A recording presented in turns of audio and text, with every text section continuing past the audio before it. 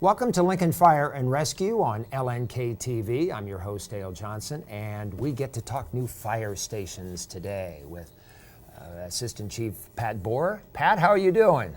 Good morning, Dale. I'm doing great. When you talk about new fire stations, Yeah. I can't help but smile. I can't either.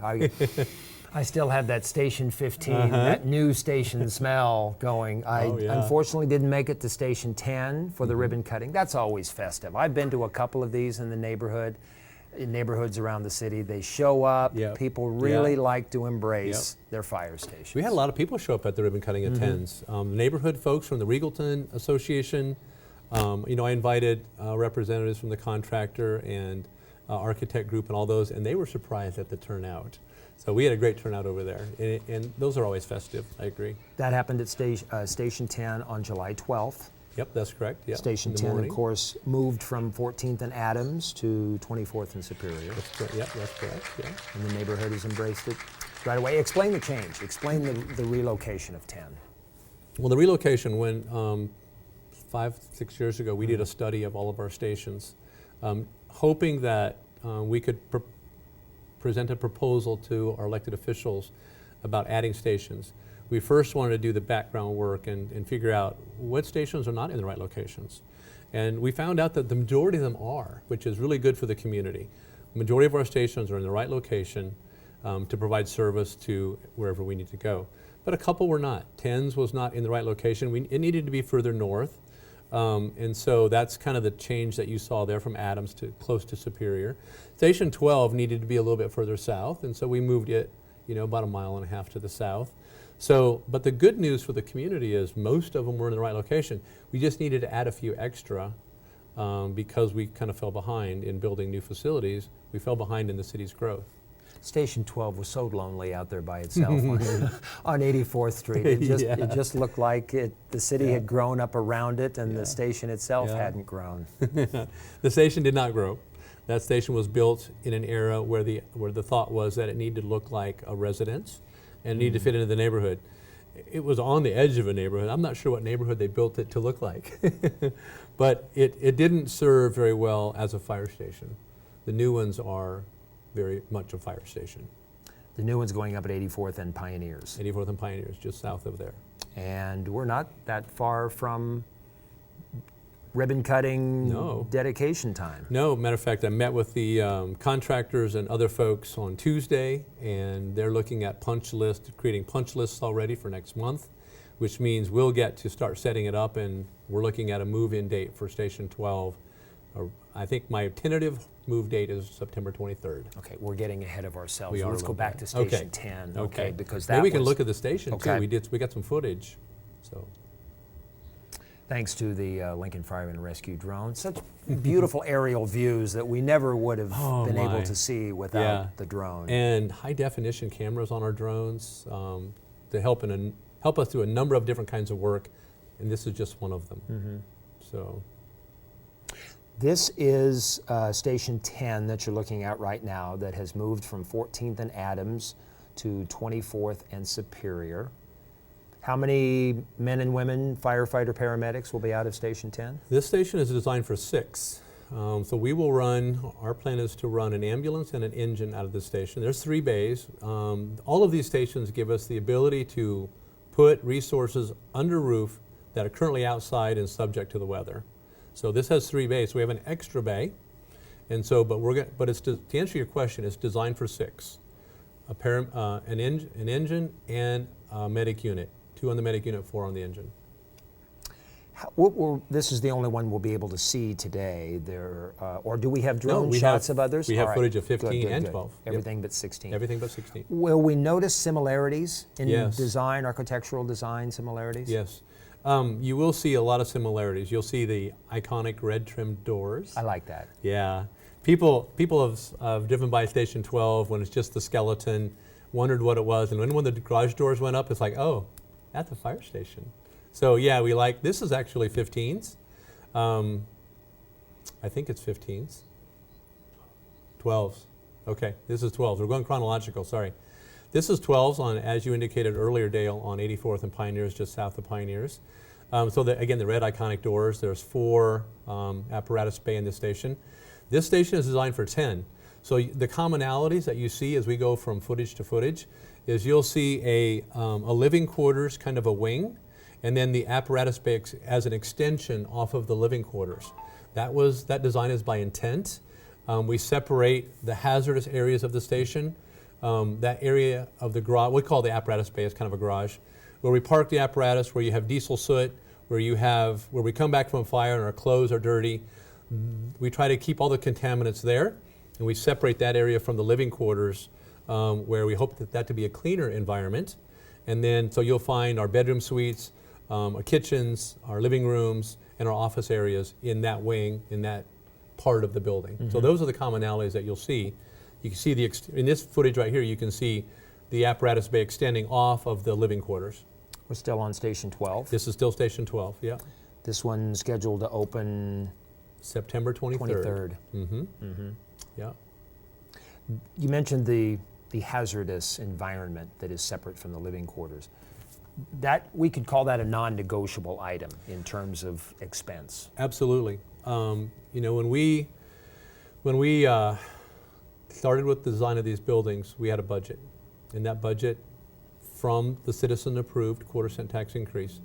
That budget started out at 12, and the radio system started out at 24, but as things started to work out, they were switched, and so the radio system costs much less at 12 million. And the stations, we found out that we were dramatically low on estimated cost of construction, so it worked out perfect, but the budget for the stations was 24 million. And so when the design was originally done, we were over budget. And so we had to cut some things, but the things we did not cut that were not, as you said, non-negotiables, those were the separation of hot zones and warm zones. We call those, those hazardous environmental areas, we call those hot zones. Mm-hmm. So the non-negotiable was the separation of those zones, the hot zone from the cold zone. We want to keep those there. The non-negotiables were a separate room to store our protective clothing that could potentially have carcinogens in them. And so that was non-negotiable. And then we have a decontamination area in the station where you can go in and take a shower, leave your dirty uniform, don a clean uniform. Those kinds of things were non-negotiable as we were looking to get under budget. One of the stations in the many that I visited, I can recall a fire rig pulling in. We open up a door, go down a hallway, and now we're in the mess area, and I can still smell diesel fumes. Maybe it's because of my farm sensitivity to that type of smell, but I could still smell diesel as we got into the kitchen area. That was one of the non-negotiables. That's a safety feature of these stations. Again, we designed it with zones in mind, and now we have no food consumed on the app floor. We have no food stored on the app floor. That's currently the case in other stations that weren't designed under these concepts. So those were the non-negotiables. And we hope not to have that situation that you experience in the future. Yeah. And it's not that the old stations were built neglectfully, it's just that science and modern research has enabled us to realize just how dangerous these carcinogens are. You're exactly right. Dale, we're looking at Station 15. It's a beautiful facility. It is a joint facility. Mm-hmm. We are co-located with the Southeast Police Department team. So this station is a large facility, 25,000 square feet, half of which the police department occupies, half of which we occupy. And so this is really a beautiful facility.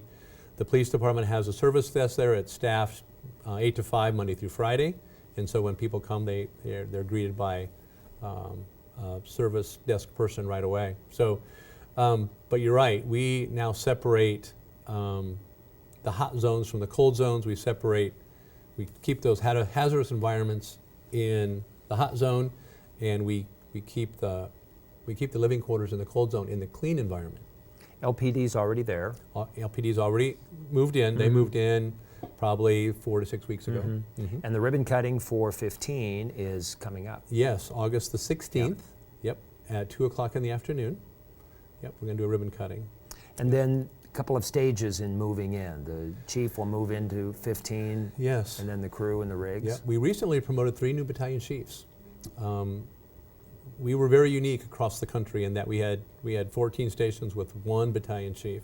That's extremely unusual. As a matter of fact, I think we were one of a kind. We have returned to what we used to have in the past. We have 2 battalion chiefs on duty every day. So they will split the stations, each have 7, with 15 and 16 coming online, each of them will have 8. And so we promoted a new battalion chief, and they will office and house out of Station 15. Explain what a battalion chief is responsible for. A battalion chief, we divide, again, we had 14, we're going to have 16 here in a few months. We split those, and so in our circumstance, 8 stations make up a battalion. And so a battalion chief oversees all of those personnel that work in their battalion. Again, 8 is again, a little bit unusual, a little bit high. Most battalions consist of 4 to 5 stations, but we're happy to return to a time when we can have 2 battalions instead of 1. 1 for 14 stations. That's too much. It is Even too much. Even the best battalion chief, that's too much. Even the best one is too much. Yeah. But all right, we've talked 10, we've talked 12, we've talked 15. By the way, 15 is at 66th and Pine Lake Road. Yeah. And you have to really want to get there. Yeah, you do. With construction and a cul-de-sac, you really need to GPS that thing. So it'll get better. It'll get easier to go in and out of. You know, I want to point out that sometimes the public, it may appear to the public that we don't collaborate with, the departments within the city don't collaborate. But we were very intentional about collaborating with Public Works, now LTU, collaborating with them on the construction of the roadway and the opening of the station. That project was being designed while the station was being designed, and then we met together and said, hey, when do you plan on opening the roadway? This is when we plan to open the station. And they're like, oh, those two did not coincide. And so they were originally going to phase that project, Pine Lake Road project, from west to east, and the roadway would not have been open had they done that. Working together and establishing collaboration, they rephased their project, and so they opened the roadway in front of the station first, and now they're working on the ends. And so I want to point that out because we do try to collaborate with other city departments to make these things work as often as we can. And that doesn't always just happen. It doesn't. In other cities, it just doesn't happen. You go about your own little world, your fire department world, your public utilities world, your parks department world. Never have I reached that sense out of any department in Lincoln. We're intentional in that regard. Matter of fact, this is a Station 15 is a joint facility. You rarely see joint facilities across the country. No. But we have a great relationship with our police department. We work closely together on incidents, and so now is a chance to co-locate together and live together. And so we are excited about that relationship, the opportunity to develop that relationship even more. Well, and no better example of that than Battle of the Badges. We're not going to leave out Station 16, but that's a good segue into Battle of the Badges, which kicked off and will continue through the end of August. Yes, kicked off this morning on the plaza, and it will actually end on the plaza at the end of August. So if you want to see the plaza, the opportunity to come down. You can donate to the agency of your choice. So here's what you do. You donate, which you should be doing anyway.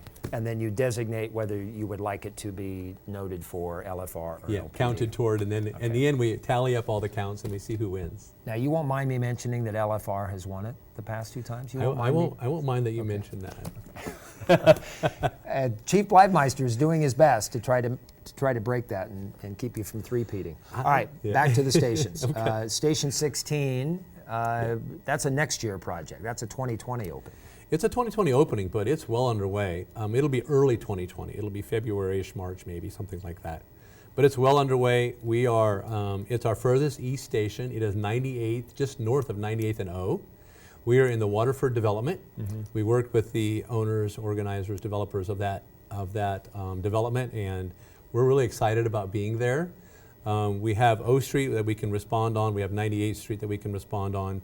We are excited about serving that area of our community. It was too far for us to get there from our other locations. So we're excited about being there. It's well underway. Again, expected opening sometime February, March of 2020. Now, no one would blame you in the LFR for sitting back and going, we've realized all this. But as forward-thinking as you are, you're probably looking at the potential for a 17 or an 18. We are actually talking with the property owner now for land for station number 17 in South Central Lincoln. There's a lot of development going on in South Central Lincoln, and especially now that the South Beltway has a timeline and funding, and we really expect a lot of development to go down there. And so we want to stay ahead of the curve, if you will. We're trying to follow public schools' example in how they are very future-sighted and try to obtain land really before houses are there, so people know that, hey, there's going to be a school there. We want to do the same thing. We want people to say, oh, hey, you know what, there's going to be a fire station there in the future. I want to build my house a block over. Yeah, we want to do that. Yeah. This is an exciting time between stations and rigs and new hirings. Paramedics, I think a class starts about every couple of months. Firefighters every couple of months. New rigs showing up. Yeah. You know, this is an interesting year, it's an exciting year because we just started one class. We are in the final stages of identifying who we're going to hire starting September the 3rd. And then we are taking applications for a third class. So this is an unusual year. Now we're going to have 3 recruit classes in 1 year. So it is a very exciting time for Lincoln Fire. Yeah, just public safety in general. LPD is putting more officers on the street, and they have another class that they're gearing up for. So we're in a growing community, and it's nice to know that public safety is keeping ahead of it and protecting us all. Pat, always good to have you in. Dale, thank you. It's always a pleasure being on your show. All right, we'll see you at one of the new station ribbon cuttings. Or I'll be at all of them. Okay. Thanks, everybody, for being with us here on LNK TV. I'm Dale Johnson.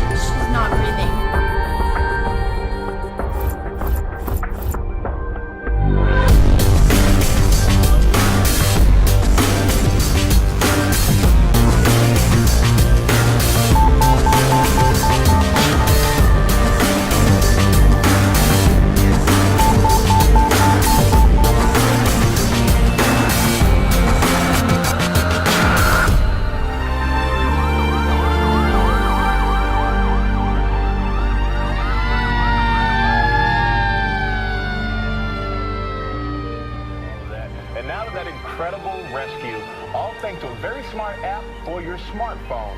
Watch this big man spring it into action. We got a